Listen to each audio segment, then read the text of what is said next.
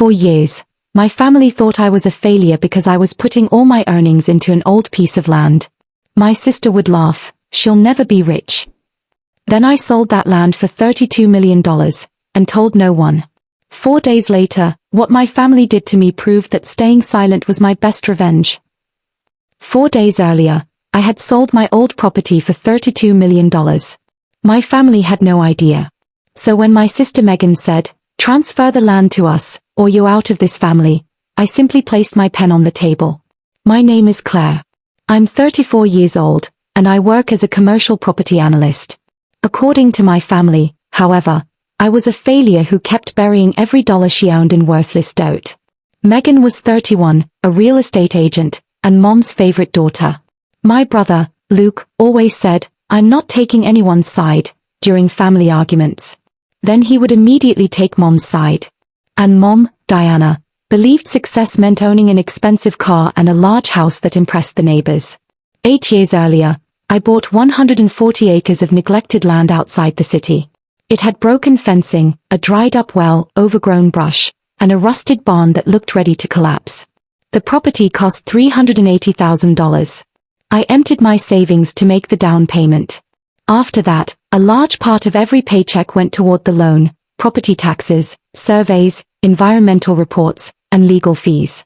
At our first Thanksgiving after the purchase, Megan asked, "What are you planning to grow out there?" "More debt." Everyone laughed. Mom shook her head. "You should have bought a condo. At least then you would have had somewhere decent to live." "I already have an apartment." "Renting isn't an investment, Claire." Megan raised her wine glass. "Let it go, Mom. She's never going to be rich." I remained silent. The property was 11 miles from a major interstate interchange. 2 high-capacity power lines ran nearby, and the county was considering rezoning that entire area for industrial development. I had studied the maps, public records, utility plans, and county planning reports. My family had only seen weeds. 3 years before the sale, Megan came with me to visit the property. Her white sneakers sank into the mud before we even reached the old barn. "You wiped out your retirement for this garbage." "Yes." "Sell it and take whatever someone offers you." "No." She took a picture of the rusted barn and posted it in our family group chat. The caption read, "Claire's Empire." Luke responded with a laughing emoji. Mom wrote, "This isn't funny. We should seriously be worried about her." I didn't need their concern. I needed time. Then a technology company announced plans to build a massive data center in the county. It required a large parcel of land, reliable power, and access to the highway. My property sat directly between all three. The company handling the purchase contacted me through an attorney named Mr. Harper. He arrived at our first meeting carrying a thin black folder. "If you sign a confidentiality agreement," he said, "we'll show you our formal offer." "How much?" He opened the folder and turned it toward me. $32 million. I read the number twice. "Is this correct?" "Completely. But you cannot discuss the sale with anyone until the transaction closes." "What about afterward?" "Afterward, that decision is yours." I signed the agreement. 3 weeks later, the money arrived in my account. My tax attorney immediately set aside what I would owe, and the remaining funds were transferred into a private trust. I didn't buy a new car. I didn't move out of my apartment. I didn't post a celebration online. I didn't tell anyone. 4 days after the sale closed, Mom sent me a text. "Sunday dinner. It's important. No excuses." When I arrived, there was no food on the dining table. Instead, there was a folder, 3 pens, and Megan's real estate broker. "What is this?" Megan pushed the folder toward me. "An intervention." Luke straightened in his chair. "We're trying to help you." "Help me with what?" Mom folded her arms. "With yourself." Inside the folder was a quitclaim deed. They wanted me to transfer my property to a newly created family LLC. The listed owners were Mom, Megan, and Luke. My name wasn't included. "What do I get?" "We'll take over your property taxes," Megan said. "You'll finally be free of the debt." "Why do you suddenly want my land?" "We don't want it. We're trying to save you from it." Her broker avoided looking at me. A printed agenda from the latest county planning meeting sat in front of him. That was when I understood. Someone had heard rumors about the technology project. They thought they could take control of the land before I discovered what it might be worth. Mom tapped one of the pens. Sign today, or I'll remove you from the family trust. What's in the trust? My house, the lake cabin, and my savings. It should eventually be worth around $900,000. Megan smiled. She thought I was about to panic. I looked at Mom. What happens if I refuse? Then, as far as we're concerned, you're no longer part of this family. Luke leaned toward me. Just sign it, Claire. Family comes first. I closed the folder. No. Mom pulled out an amendment to her trust. She signed it right there at the table. Megan and Luke added their signatures as witnesses.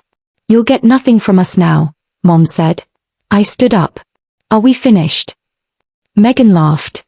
You just gave up $900,000 for a piece of useless land. At the front door, I turned back toward her. If that's what you want to believe. The next morning, Megan called me 12 times. I answered the 13th call. Did you sell the land? She shouted. Yes. When? 5 days ago. How much did you get? $32 million. The line went silent. Then she said, You're lying. Check the county records. 2 hours later, Mom left me a voicemail. Claire, families have misunderstandings. We all said things we didn't mean. We'll tear up the trust amendment, and everything can go back to normal.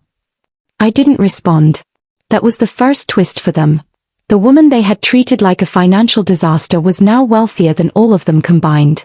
The second twist arrived 3 weeks later. Megan had heard rumors about the data center before that Sunday dinner. She had persuaded Mom to take out a $400,000 loan against her house. They used the money to purchase 2 smaller parcels beside my property. Megan believed the technology company would eventually pay them millions for those parcels too. The company didn't need them. Both parcels were protected wetlands where commercial construction was prohibited. Megan's broker had known about the restrictions, but he had stayed quiet long enough to collect his commission. Mom called me. We could lose the house, she said. We only need $400,000. That's nothing to you now. On Sunday, you said I was nothing to you. I was angry. I wasn't. Claire, I'm your mother.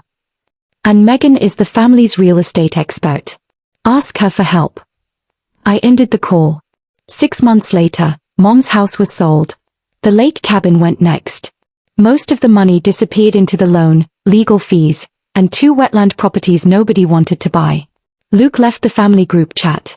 Megan deleted her Instagram account and stopped advertising herself as a luxury real estate expert. I still live in the same apartment. My money remains protected in the trust, and my family only knows about the amount recorded in the public sale documents. Megan spent years saying I would never be rich. She was wrong. Her bigger mistake was believing that once I had money, I would forget how they had treated me when they thought I had nothing. I didn't forget anything. I simply didn't tell them. If Claire's quiet revenge kept you watching until the end, please like this video and subscribe to the channel for more gripping stories of family betrayal, hidden success, and well-earned consequences. Your support helps us continue bringing you powerful stories like this one. Thank you sincerely for watching and being part of our community.